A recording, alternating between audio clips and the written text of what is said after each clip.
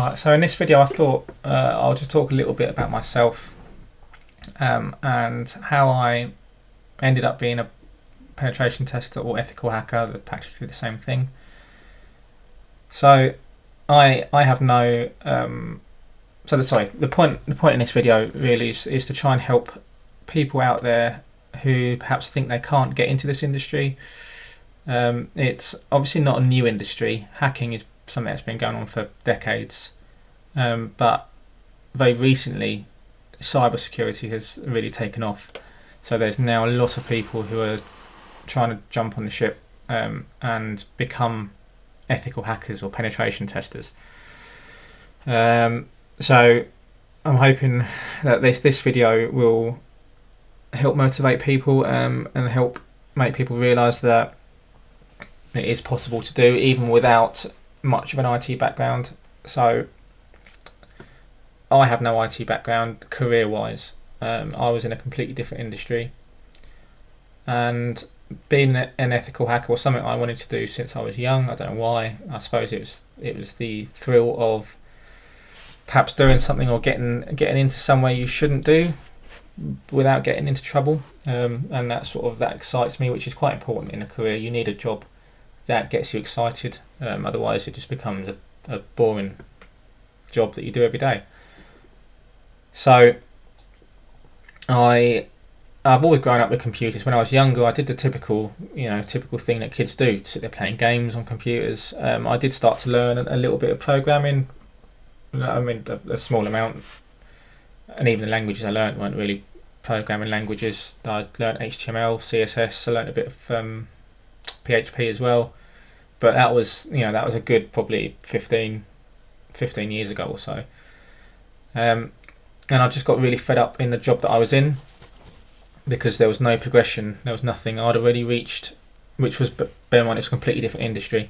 I'd already reached senior level, and there was no way up really. There was one position above me, which was taken, and it was taken by someone who was probably going to stay there till they retired. So there was nowhere to go, and the industry I was in wasn't exactly common. So again, it wasn't that I could just leave there and go to another place. So I decided to try and change something, and I was in my very late 20s when I started. So I then decided to focus on what I wanted to do when I was younger, which was become a penetration tester or ethical hacker. And I spent about a year and a half self-studying. I would buy courses on Udemy. I'd sign up to TryHackMe. Hackthebox I didn't really get into to start with. It was mainly TryHackMe, because TryHackMe is quite good. Hackthebox typically will give you a box or a website or a machine and tell you to capture flags, and that's it. Whereas TryHackMe is more of for a beginner. It will guide you. It will tell you what to look for, what to do. So it's quite good. And yeah, and I worked 8-9 hours every day. Then I would come back home, and I would then study till 2-3 o'clock in the morning, for the best part of a year and a half. Just because obviously I had a lot of catching up to do. Being older and desperate to get in the industry, I had to give up a lot of my time to try and get a good basis. So I did that. Then we ended up with in the UK we had lockdowns due to COVID, and the industry I was in at the time meant that I couldn't work from home because it was physically impossible. So we would be furloughed. So we'd basically have time off work and get paid, I can't remember now, 80% of our wage. So it was around that time. So what was it? It was Christmas, not the Christmas just gone, the Christmas before that. So it would be the Christmas of 2020. Yeah, Christmas of 2020. I decided to actually try and reach out to some companies and see. I wasn't really hoping to get a pen testing job, but just to try and get some advice, to actually move into this career. And funny enough, I found one company in my town. So my town's not massive. It's a decent size, but it's not massive. But it's We're quite close to some major cities. But I found one company in my town that offered penetration testing to clients. They also did a number of other testing services, but penetration testing was one of them. So I sent them an email, just basically told them what I studied, how long I've been studying for. I gave them the link to my Try Hack Me account so they could see the rooms that I did. Whether they looked at that or not, I have no idea, but I sent it to them. This was, I believe, on the 27th of December 2020 I did this. And all I did was I sent them an email. I didn't even apply for one of the jobs that they had going, because the jobs that they had going wasn't something I wanted to get into. But I sent them an email just explaining my situation and asking if there was any way I could perhaps shadow their pen testers, or something along those lines, do some voluntary work, whatever it took, just to get some real life experience, because pen testing an actual system or website is very different to pen testing or to trying to root a box in Try Hack Me. Don't get me wrong, Try Hack Me and all that will give you a good understanding, good basics, but it's quite different. There's a lot more involved in a real life pen test than there is in a Try Hack Me room. Sort of, you've got a lot of information to find out, whereas Try Hack Me room, it gives you everything there. Even a Hack the Box, you know that when you go into a Hack the Box or a Try Hack Me room, that there is a vulnerability, there is a way to get in, because that's the whole point. Otherwise it wouldn't be a room if you couldn't get in. Whereas you approach a real life pen test and you don't know what the way in is going to be, and you need to try and find out all that information, which you don't necessarily have to do with a Try Hack Me room. So anyway, the point was I wanted to try and get some real life experience. I heard nothing back, which I didn't expect because it was over Christmas. But even into January, middle of January, I didn't hear anything back. I think it was towards the end of January I got an email back asking if I wanted an interview. Didn't really have any information, just literally said he's spoken to the head of their cybersecurity team, and they would like to have an interview if possible. So that was it. Anyway, this whole process took quite a long time, and I'm not a very patient person, which I did struggle with. So we had an interview. It was a 2-hour interview. Now, they knew the experience that I had or didn't have. They knew that I had self-studied. So during the interview, I was asked questions about pen testing. I was quite honest. Questions I didn't know, I told them I didn't know. The company that I now work for as a pen tester focus at the moment on web apps. That's what we do. This year we're also going to offer mobile app pen testing, and then after that it will be infrastructure, hopefully. So yeah, they asked me some questions for pen testing. Some of them I didn't know, some of them I did know. But they offered me a job, not as a pen tester, but as a tester for another department, which was just basically functional tester, software tester. So the plan was, they said that they'd take me on as that, which would be good because it would get me used to the type of clients that they deal with, their standard procedures, the staff that work there, their methods. So it was a good idea to start off as a software tester, do that for a year, depending on how I do. After that year, then they'll start getting me trained up to move into the pen testing department. So I agreed, and I started in March. So March 2020. March 2021. So yeah, March 21 was when I started. After about 3 months, 2-3 months of being there, they decided to start me on the path of moving into the pen testing department. So they put me through my first web app pen testing exam, which is the CSTP, which no one has really heard of, but it's accredited by Crest, and Crest are very big in the UK. So this was my sort of entry level exam that I passed in order for me to start providing pen testing services to web applications for the company I work for. Then after that I did various days of shadowing their pen testers, but nothing was really set in stone until after Christmas. That's just gone. So I've been doing shadowing, and I've done some projects. So I am still relatively new to it. I do work full time as a pen tester, but I'm still in the early stages. I'm still learning. There's still a long way to go. I mean, to be honest, any pen tester never really stops learning. It's something that's constantly evolving, and you always need to update your knowledge. So the whole point really in me doing this YouTube channel is I've got another exam. I've got a CREST approved exam, CPSA I think it is, this year, which is a bit more involved and it's a little bit broader. So it doesn't really just focus on web apps. It also starts talking about networks and infrastructure, which infrastructure is what I would love to specialise in, if you like, more so than sort of web apps.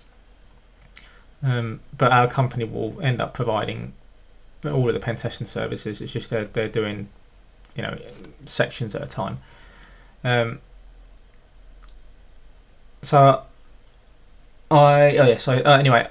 I'm doing these videos because I learn or I absorb information better if I'm teaching it. I have taught other things in the past, again not in this industry. For about 8 years I taught skiing, and so I have always enjoyed teaching and passing on knowledge.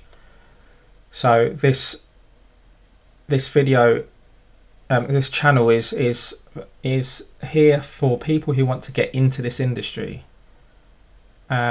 It's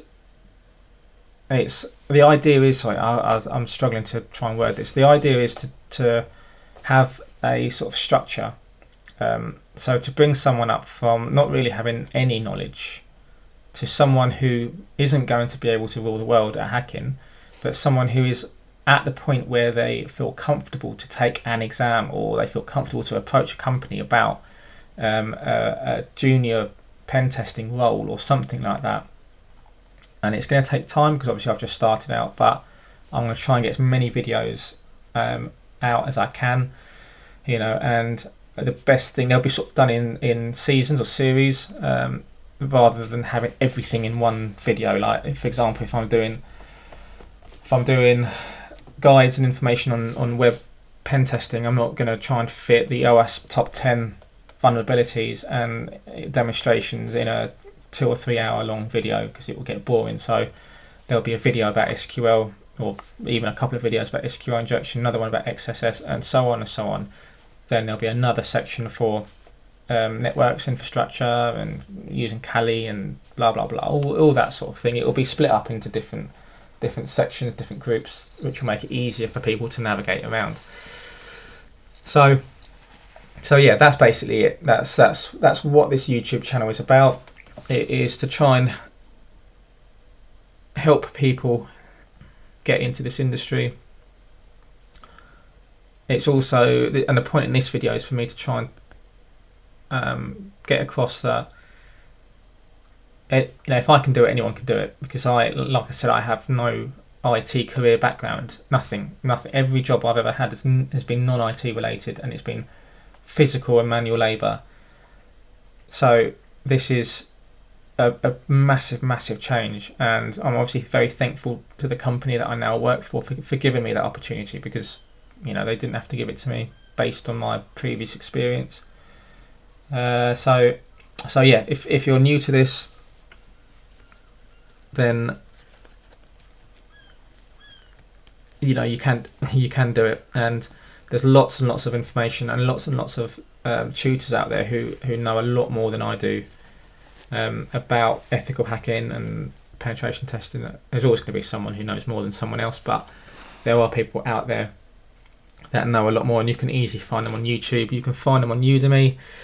I just thought that this approach might be a good approach because I'm at the early stages of my career. I still remember what it's like to be confused by everything.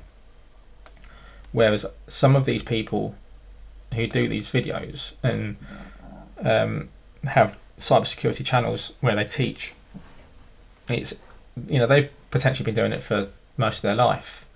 So it's very easy to assume knowledge. It's very easy to assume that someone who's watching this video already knows the basics or knows part of what they're doing. So it's hard for someone who's got a lot of experience to actually understand or to deliver something to someone who is just starting out. So that's what I'm hoping that I can achieve with my videos, is the fact that I do actually remember what it's like to be starting out in this. And I remember my first few weeks of looking into it, and I was honestly so confused that it was ridiculous. I didn't know where to start. I'd watch a video and none of it made sense at all. But I just kept on. You keep on, even if you don't understand something, just absorb it, just take it in, understand that you don't yet understand it, and move on to the next bit. Just keep on and on and on, and eventually all the pieces of the puzzle will come together. You'll watch something, or you'll learn something, or you'll read something that you'll think, actually, I now know what that means because I watched or read something a week ago that mentioned that. And even though at the time that didn't make sense, it might now make sense because you've read something else that's perhaps expanded on that subject. So, all the groups on Facebook, the cybersecurity hacking groups, all that stuff, you get people who just go on there and they start studying and they give up, or they ask questions and they refuse to move on. Like in the early days, they refuse to move on until they know the answer to something or they understand something. And I think early on, that's not that important. You need to understand the very bare basics, but the more advanced stuff, again, just take it in. Just know that it exists. You don't necessarily need to know what it does, what a command does, or anything like that, but just know that it exists. And then as you progress your career and you progress your knowledge and your learning, what you absorbed and what you know exists will now make sense, because it's been expanded on and you have a better understanding. So start off with the first few months, everything's going to literally just really be confusing, which is normal. It's like that with any industry you get into, but just keep on and you'll be fine. You'll get there. Just try not to rush it. Try to have some sort of structured approach. So, for example, the first thing you need to do is learn how the web works. So, if you wanted to get into web app pen testing, you can't do that unless you know how websites work and how web servers work and how requests and responses are sent and what headers are. You need to know those basics. So don't just think, okay, right, I'm just going to start going straight into SQL injection and trying to do that, because whilst you might be able to do that if you go to Portswiggle or TryHackMe, you're not really going to know how it works because you haven't learned the basics. You haven't learned how requests work. You haven't learned the bare basics of SQL, the language itself. So it's no good just going on TryHackMe and just doing the rooms, because you can easily do the rooms just by reading the guides that's on there. You need to have some basic understanding. If you wanted to get into infrastructure, you need to have a better understanding of networks and how they all work together. So there is a degree of having foundations. That's it. As long as you have a good foundation, you can easily build up on that. I've just noticed I've been talking for almost 20 minutes, so I'm going to stop very shortly. So that was just a brief introduction to myself, and how I got the job. And again, if I can get a job in pen testing, everyone can get a job in pen testing. It's just how much effort and determination you put into it. You know, like I said, I worked 8-hour days, 5 days a week, plus I'd stay up to 2-3 in the morning studying. And then even when I did get the job, even though I was in a department I didn't particularly want to be in, I understood that that was something I had to do to start off with.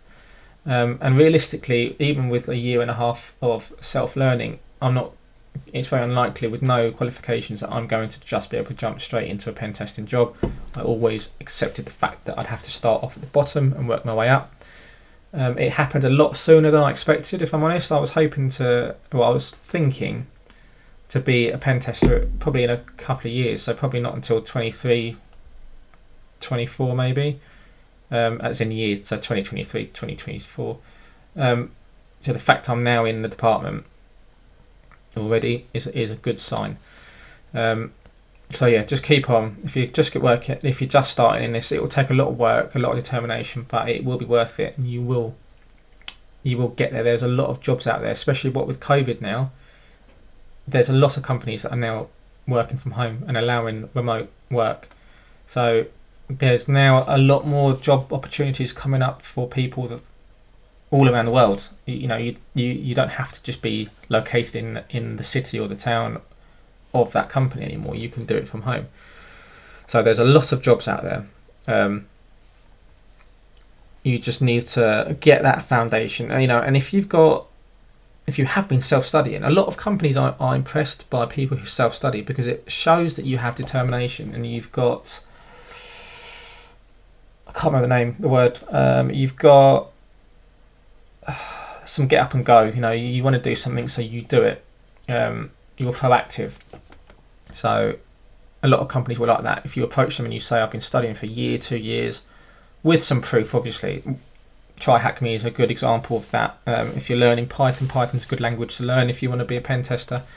If you're learning Python, make some programs. You know, have why can't I think of any words? That portfolio. Have a portfolio of programs that you've made.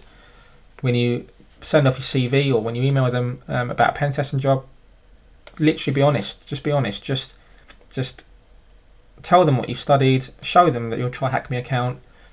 Show them the Python programs you've made.